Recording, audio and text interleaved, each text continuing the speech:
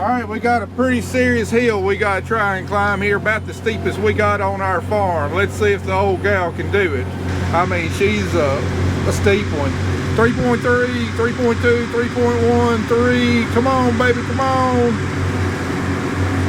Still going, still going, still going. And we made it across the top.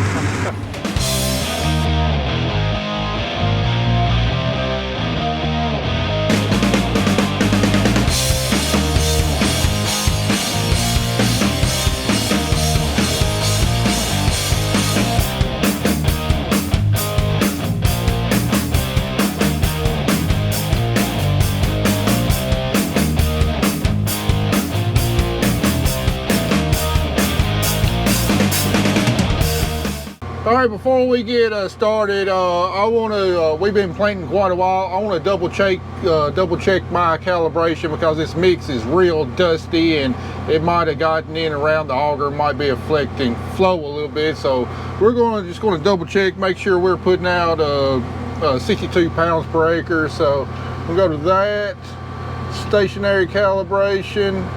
We can actually do this with my phone. So they got an app here called Extend.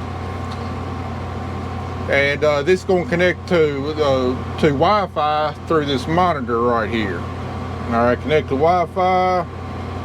All right, that tank calibration. So it connected to our monitor, stationary calibration, and then we'll get back here and do the rest. All right, we're going to turn this control knob from fan to auger. Going to get our handy little scale out here. We're gonna hang our scale up right here, get our handy calibration buckets, zero our bucket out, 0. Now we're gonna put the bucket up under that funnel right there. Take this clamp loose, move that hose over into our funnel. Now we're gonna do the rest through the app. All right, next. All right, we're gonna turn our meter on.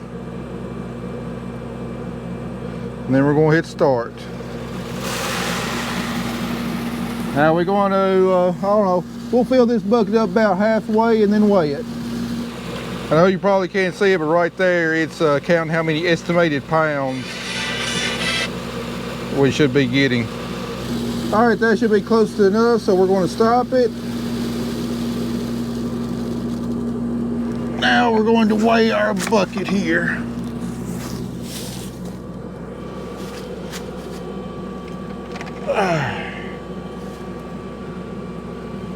All right, it's saying 22.5 pounds. I know you can't see it very good, but it's saying it estimated 22.612 pounds. So it's pretty dang close right there. So then now we'll put in 22.5. Next. It was off 0.5%, so very, very close. We'll go ahead and save that new calibration there. And this transmitted everything to my monitor up there, so when I get back up there, everything ought to be saved on my monitor. We'll be ready to go.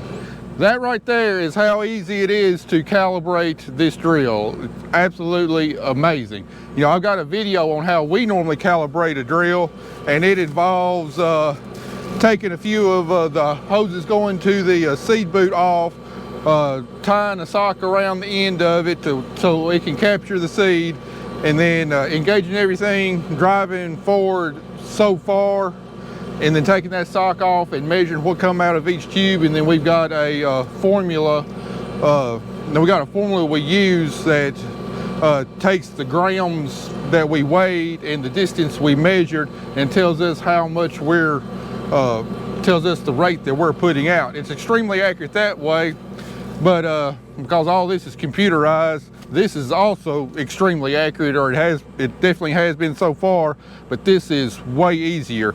But if you just got just a standard box drill or an air drill without this calibration feature, look up how to calibrate a grain drill on our channel, and explains the full process on how we do it with our old John Deere drills and It will also work for any other drill that's on 7.5 inch spacing.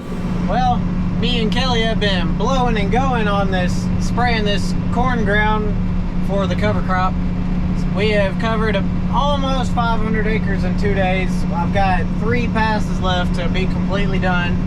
And the exciting thing now is, as soon as I get done with this, we're gonna try and defoliate some cotton tonight. So, woohoo! We are switching right over after these last 3 passes here. I am defoliating cotton. All of our Phytogen 360 cotton right now is ready to be opened. We've still got a couple different brands that we planted a little later, and because of the having to replant, I mean, it's ready, but it's not just spot on ready. We've got like a day or 2 or 3 before we have to spray it, and we're still waiting on our Cotton Scout to tell us when. So it's all looking fabulous right now, but the 360, the Phyto 360 it's beyond ready. It's already opening up on its own. It's definitely past 60%, if not right at 60% open. So let's go open it after this. Woohoo! I tell you one thing, it's definitely gonna be crazy switching over from corn, where you can just blow and go, like I was saying, with the auto steer, right back to cotton. That's gonna be eventful. So see if I can keep following these rows. I don't get to use my auto steer anymore. Like this right here. This is nice. This is wonderful. But oh well. I'm ready to see the white cotton though, that's for sure. With 63 gallons left at 15 gallons an acre, you can see how much I've got left. Do you think I can get done with that right there? We're on like a 52 acre field right now. Let's see. You think I can get 2.5 acres left with 51 gallons? Refill my solution tank. That's just the question for y'all. I mean, I should be able to get it done, but we shall see. Usually likes to run out on the last 10 feet. So. All right, I had a blockage on one of my tubes there that showed up on the monitor, and got out and got to looking, and I noticed some more issues with this drill. For one thing, again, we're planting corn stalks. A lot of them are still standing up and sticking up.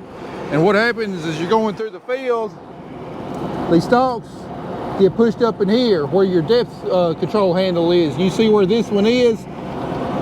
It's not even locked, but it's all the way putting seed about as deep as it can go. They're supposed to be set on 6, and these stalks come up, push this up, and then, you know, this is free to move.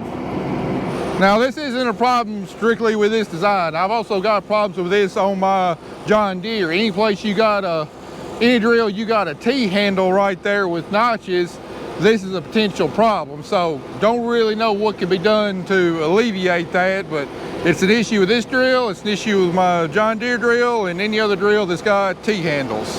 The other issue we had is that here's one of your blockage monitors right here. You say you got one blockage monitor on each head. Now that's fine and dandy if this tube is the one that stops up, which is actually happened. This alarm went off in the cab and got out and checked, and sure enough, it was stopped up. But just because all the rest of these don't have blockage monitors on them, I popped the cap off.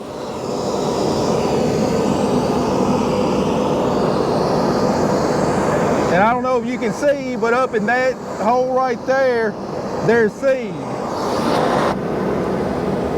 This hose right here is blocked up too, but I don't know how long it's been blocked up because there's no blockage monitor on it. I don't know what the software limitations are on that monitor, how much stuff it can monitor, how many different inputs it can have, but we've got 48 seed tubes on this entire air seeder, but we've only got 4 blockage monitors. So that leaves us 44 potential row units that can be blocked up, and we'll never know it because there's no monitor on it. Now, the 1560 drill that I'm running now, you know, it's gravity fed into a seed flute that goes down to a tube to the seed boot, and we can see those flutes turning from inside the cab. And if we have a blockage on that tube or the seed boot, well, then seed starts coming out the open part of those flutes, and we can easily tell if we've got a blockage on any of the, I think it's 32 seed tubes that we have. On this one, I don't have any idea unless the blockage monitor goes off, and you know, I don't know how many other seed tubes we got, but I've already checked that one. We had one on there that was blocked up and not monitored, and we still got that head and that head over there to check. All right, this other middle one, we got one blocked there. If you can see the seed in there. All right, on this last distribution head, got another one right there that's blocked, unmonitored, of course.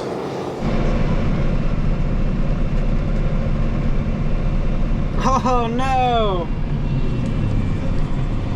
Well, there's the answer to our question. I told you it likes to leave me about from here to right there. It's got a thing about doing that. But we're gonna turn our pump on and just see what happens. See if I can get just a couple more feet. Get it all out at least. Keep back on, yeah. She's empty.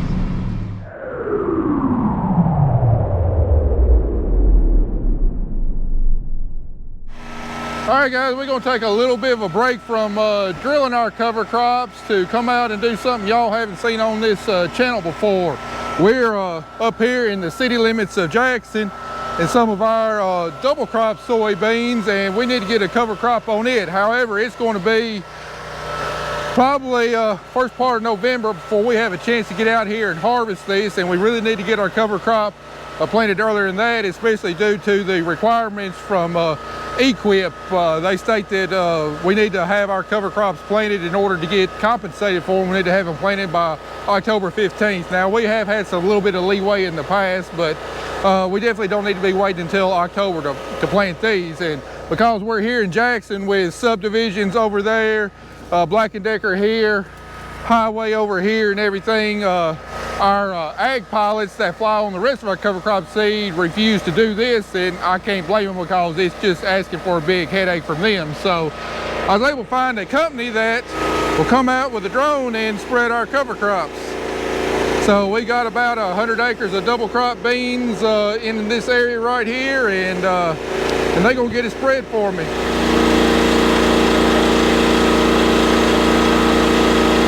All right, with us here today is Adam from AirGrow, and are you or him gonna be flying? Yes, you are. You gonna be the supervisor? That's right. We run with the two-man crew. We got one guy always mixing chemical or filling seed, getting that ready, while one guy's got the controller. It's in the air at all times. All right. Why don't you tell me a little bit about the drone here? I think this is a little bit larger than the others I've seen that have done some spraying for me in the past. So this drone, it's the DJI T30 drone. So right now we got the seed hopper on there. It'll hold about 70 pounds of seed depending on the density of what your seed is. So it ranges anywhere from, you know, sometimes we'll be spreading 6 pounds an acre, sometimes we're spreading over 50 pounds an acre. But that, it all works in there with the program. Yeah, so it does put 52 pounds an acre. You're gonna have to fill up about 53 times on this one field here. Yeah, this is quite a big field, but that's all right. Well, I'm just glad y'all do it, because my ag pilots that spread through all my other spreads, they refuse to come here because of the city limits, subdivisions, and everything else. And this right here ought to be the ticket on getting this done. That's right up our alley. That's a lot of the acres that we're hitting is in city limits, small fields, power lines. That's a lot of the acres that we hit. Yeah, well, I'm sure I'm proud y'all was able to come up here. So let's get this thing loaded up and see what it'll do. All right, so starting out, they're gonna do a few calibration loads. Gonna weigh what they're putting in there. 30 pounds.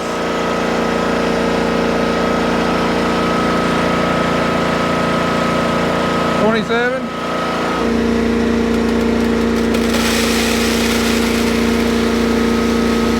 Now your wet tank holds what, about 8 gallons of water? Exactly. So that'd be what, about 64 pounds. So this is going to be real close to a full tank of water on it. Almost, yeah. Now these soybeans here are about perfect for spreading. Ideally, we probably should have done it last week, but we won't wait till the leaves start turning yellow, about to fall off. But we don't wait too long because we want the seed to get down as close to the ground. So it's still got to go through this wheat residue to actually hit the ground in order to be able to germinate. So we want to time it about right when these leaves are about to fall.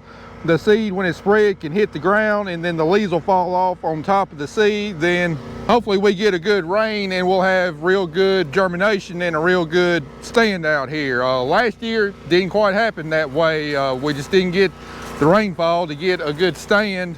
And the year before that was perfect. You know, worst thing that could happen is we get, say, 1/10 or 2/10 of an inch, enough to wet the seed and swell the seed, but not enough to get it wet down there on the ground.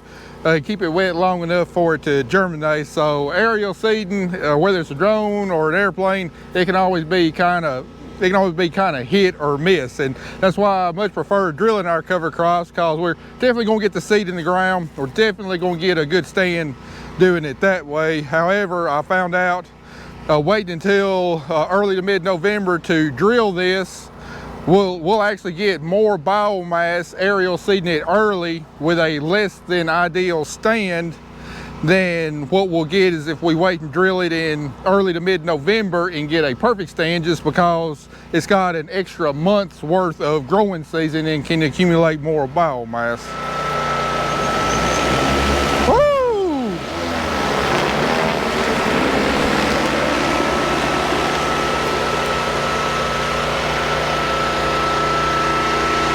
I ain't gonna lie, that breeze felt pretty good today, as hot as it is. So I'm assuming you've already got a pre-programmed route and everything in there? Yeah, I manually fly it out there and I fly it back manually. And then the whole actual route that it runs is all programmed, yeah. And then that's And what program are you're using there? It's just a DJI program, yeah. So what height are you able to spread at? When we're seeding, we like to run around 10 to 13 foot, just kind of depends on where we're flying over. When we spray, we try to stay at 10 foot. We try to get higher. I figure with aerial seeding, you'll be able to fly quite a bit higher and get a little bit better, or more the spray pattern. Like about 12 to 14 foot where you're swath width. It doesn't really change it. Okay. So that's about as high as we can get, as wide as we can get. I'm flying about 18 foot width. So. About 18 foot width, okay. First load out, coming to refill.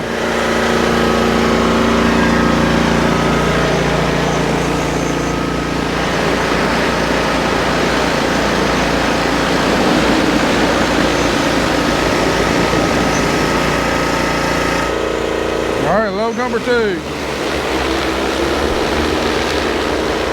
Man, that thing's impressive. All right, it's kind of been a rough day for the old girl, so I'll let her sit over here in the corner and think about her actions while I went and got the drone applicator started. So maybe she's had a chance to reconsider being bad and will work out good for me the rest of the day. You hear that? Don't make me trade you in on a new model.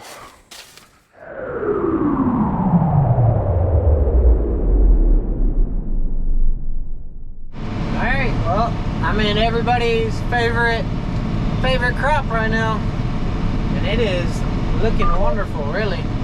Let me get to the end of this row and I may be able to show y'all what I'm talking about, but we are opening it up. I'm sitting at 36 inches over the canopy right now, and I am seeing nothing but white bolls. There's a couple green spots still in the field, but I'd put it around 75 to 80% of the field is brown and white.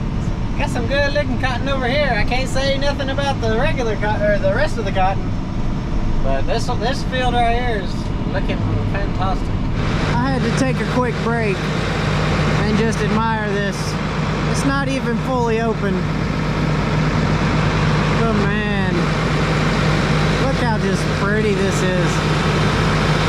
All right, I'll give y'all kind of a sight on where we're at. We are in the middle of nowhere on a road called Cypress Tree Road.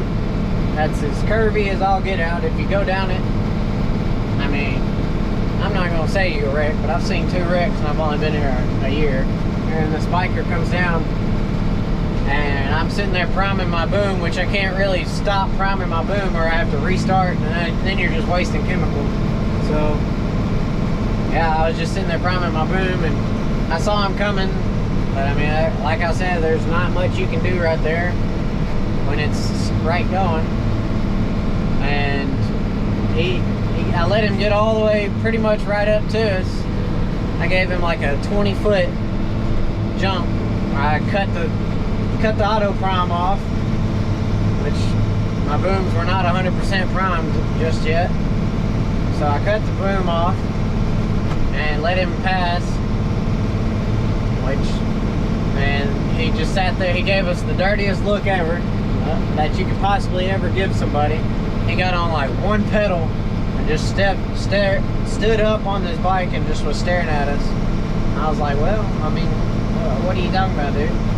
After I got primed, he had went by and I started sprayed my first end row up against the road, and which, I mean, there is nobody out here. And I turned back around, looking back at, I guess, where he was, and he was still sitting there in the curve a little bit down, but he was still sitting there and on his phone like he was calling the EPA or something. Man, I mean, I'm sorry. That's all you can do. I'm just sitting there priming it, and you're coming down a back road or one. I mean, nobody likes them. I'm not gonna say it on YouTube, but that was my 6:30 rant. And we are almost done with our first field of cotton defoliant. Man, look at the white balls. Just look at them. This is wonderful. It's like Christmas. All right, we got a really good field here to, well, not only test the horsepower of this tractor, but to test the flexibility of the air seeder and how well those wings flex up and down going over terraces, which here in West Tennessee, you know, we're planting around and over and across a whole lot of terraces. We got a silt basin right here that we're about to have to go up and swerve that way to miss a downpipe. And watch this outside wing here as it goes across over the top. See, it really doesn't flex down probably enough to keep those row units in the ground.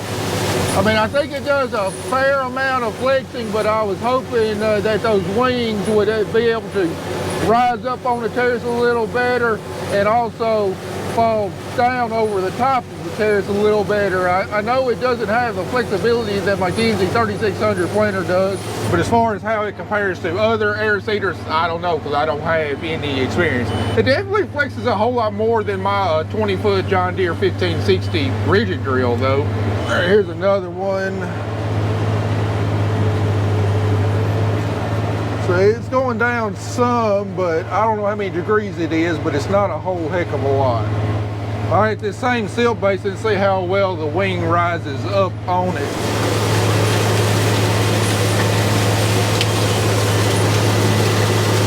I mean, it goes up some, but I think it's lifting the center section up off the ground a little bit because it just really won't flex up. That's one thing when we come back out here and do our stand evaluation, need to pay attention to areas like this to kind of see how well it does.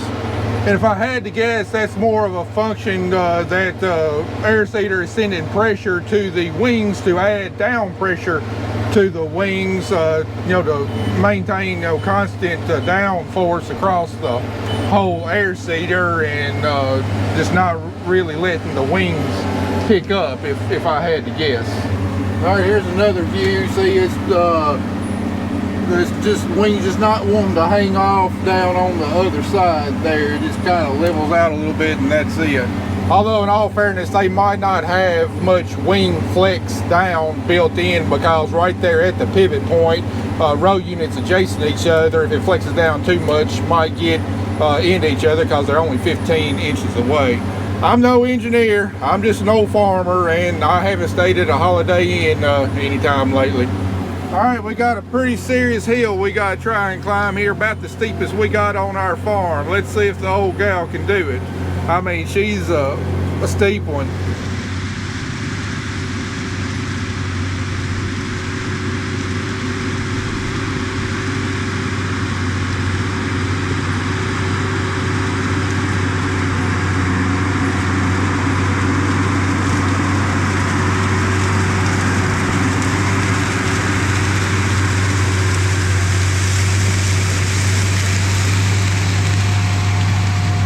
.3, 3.2, 3.1, 3. Come on, baby, come on. Still going, still going, still going. Got 17% wheel spin, and we made it across the top. That's a good girl. That's a real good girl.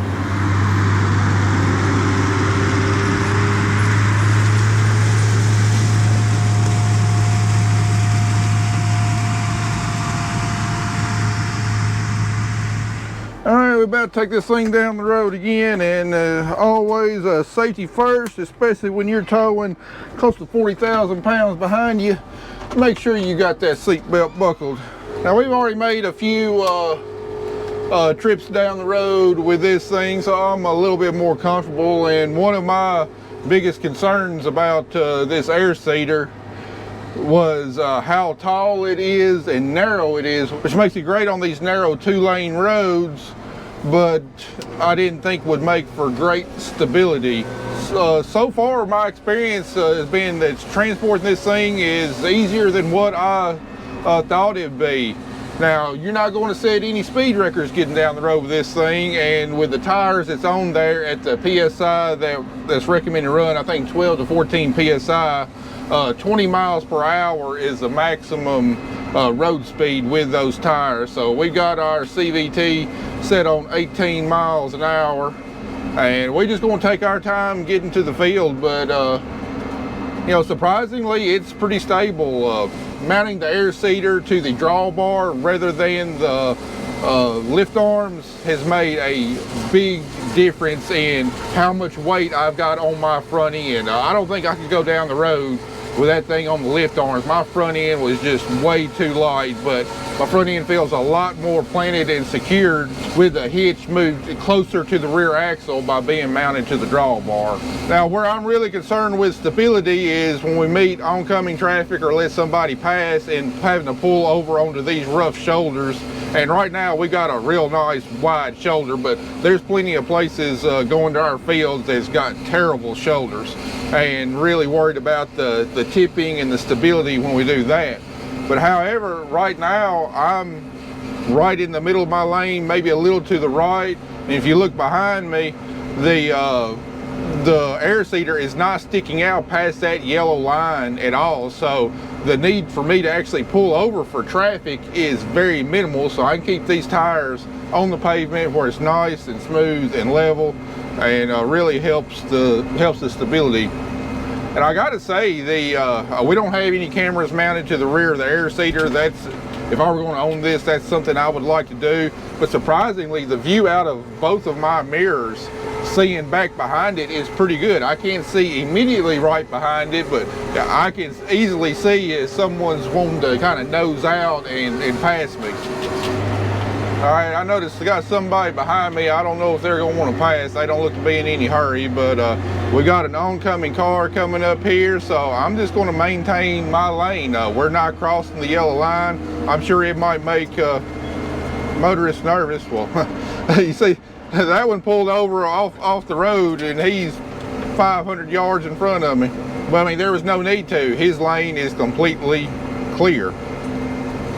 And we got somebody behind me, see if he wants to pass. You know, we're just going to maintain our lane, see if they come on around. Now, I know depending on where you're at, you know, what we consider narrow roads could be considered 4-lane highways where you're at. But then also there's probably some people that would consider this pretty much a bicycle track or a walking trail compared to the roads that they have around there. So it's all in one's perspective. All right, this guy looks like he's going to try and come on around. I'm just going to maintain my lane. See, no problem at all. Now, where I still am concerned with this is pulling into field entrances. Now, the field we're going to pull into right here got a nice big easy entrance, but sometimes you got to maybe drive through a shallow road ditch or kind of an off-camber situation place, and that thing being so top heavy can rock and lean, which still makes me a little bit nervous.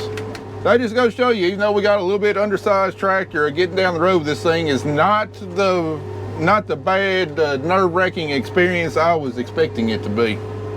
So now that we have finished up corn harvest, Andy and I have been busy at the shop. We've gotten the drill hooked up to the other tractor because we're going to be doing something special with that later on. Also, Matt has to plant a field where he has to cross a ditch and cannot get across it with the air seeder.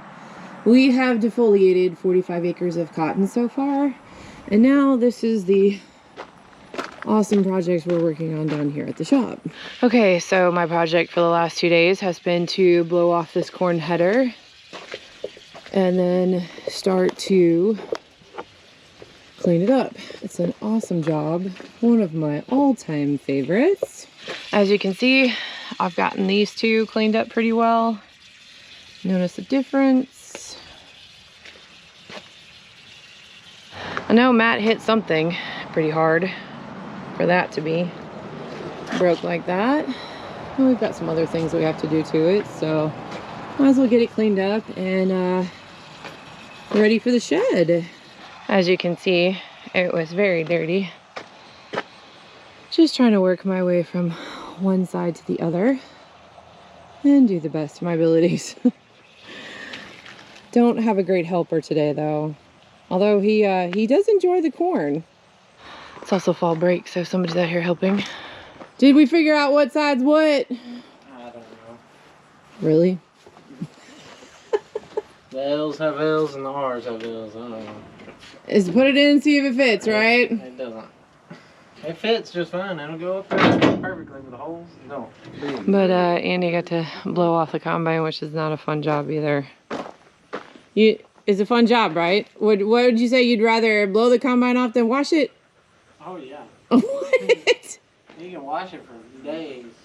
Yeah, no. You're permanently gonna have that job forever. I don't quote you. I'm quoting you at it. I'm gonna try and get these in. They're heavy.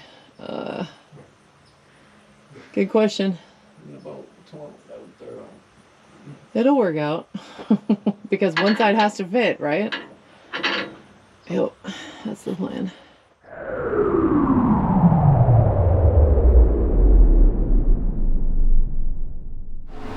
Alright, I know I've done a whole lot talking about this Bourgualt air seeder behind us, because, well, that's the main purpose of these few videos here, but I haven't really talked much about what we're actually doing. And, well, if you're a long-time viewer of our channel, you know, you're no stranger to it. You know, what we're planting right now behind our corn ground is a blend of cover crops.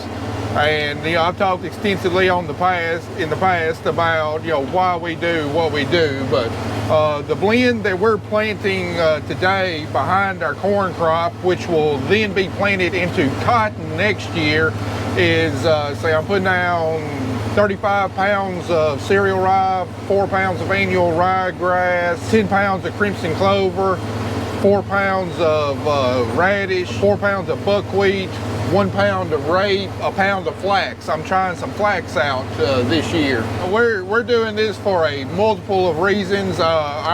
Primarily our three biggest reasons for planting a cover crop is erosion control, because our soils basically act like sugar when water hits it. They dissolve and disappear. So we have highly erodible soil. Number two, build up organic matter in the soil. You know, the higher your organic matter in the soil, I mean, only good things happen. The more organic matter you got, the more water holding capacity you got, the more nutrient holding capacity you have, the more nutrient availability you have to your cash crops. Just so many great things happen with organic matter. Number three, our biggest reason, is weed control. I talked quite a bit this summer about Palmer amaranth. You've seen me trying to fight it. We've done a fantastic job of, you know, keeping it out of our fields. But we do have Palmer amaranth that we have to fight every single year. I think a lot of it is brought in by wildlife, whether it be birds or deer or whatever, as they're going through somebody else's field and then come into my field, you know, dropping the seed. And you know, even though we have very, very few amaranth that go to seed every year, we still got an ongoing problem, and we're always going to have a problem, because I just don't think we're going to be able to eradicate it no matter what we do. But you know, with Palmer amaranth being resistant to the majority of herbicides that can be applied post-emerge to the crop, and then residual herbicides, you can either have great efficacy or you can have minimal efficacy, just depending on the weather conditions after you apply. If you get enough activating rainfall in a timely manner or not, you know, it's kind of hit or miss sometimes with residual herbicides. But cover crops, if you got a lot of biomass up there, provide fantastic weed control against pretty much all weeds, but especially mare's tail and Palmer amaranth. Like this cereal rye we got in the blend, we get a good stand of it. Come springtime, we're going to have a really hard time finding any mare's tail in the field. They just don't exist. The cereal rye has an allelopathic effect through chemicals that it exudes through its roots that make it really hard for weed species to germinate while it's actively growing. And then by the time Palmer amaranth is ready to germinate next summer, of course, our cover crop will be terminated. But Palmer amaranth is one of the weeds that requires sunlight actually hitting the soil to germinate. And well, if we got enough biomass on the ground that can block the sun from hitting the soil, guess what? It won't germinate. If it won't germinate, you don't have a weed problem.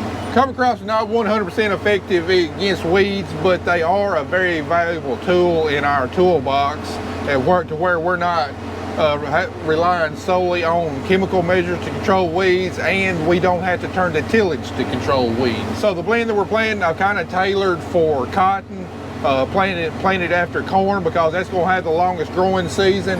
It's going to you know, provide the benefits that we really need in the cotton. Now here probably next week, after we cut our beans and we plant a cover crop behind that, you know, that will be followed by corn next year. Well, corn's needs are going to be different from cotton, so we will tailor a different blend specifically for corn and focus more on nitrogen production than the other stuff, and we will include a lot more legumes in the mix.